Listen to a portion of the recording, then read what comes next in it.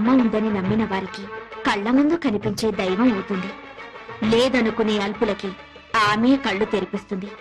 నైవేద్యాన్ని ఆ అమ్మనే పిలిచి తినిపించాడు ఓ చిన్న పూజారి. ఓం శ్రీ కనకదుర్గా దేవి దత్తాత్రేయ, నేను ట్రస్టీ గారితో మాట్లాడొస్తాను. త్వరగా నైవేద్యం పెట్టేసి మేయర్ గారింటికి ప్రసాదం పట్టుకెళ్ళాలి. నేను వేద పాఠశాలకు వెళ్ళాలి, తొందరగా రండి. అవన్నీ తర్వాత, అమ్మవారికి నైవేద్యం పెట్టాకే వెళ్ళు. నేను ట్రస్టీ గారితో ప్లేట్ల కలెక్షన్ గురించి మాట్లాడి వెంటనే వచ్చేస్తాను. ఎక్కువ మంత్రాలు చదవకుండా త్వరగా కానీ పులిహోర పైన జీడిపప్పు కదలకుండా నైవేద్యం పెట్టు.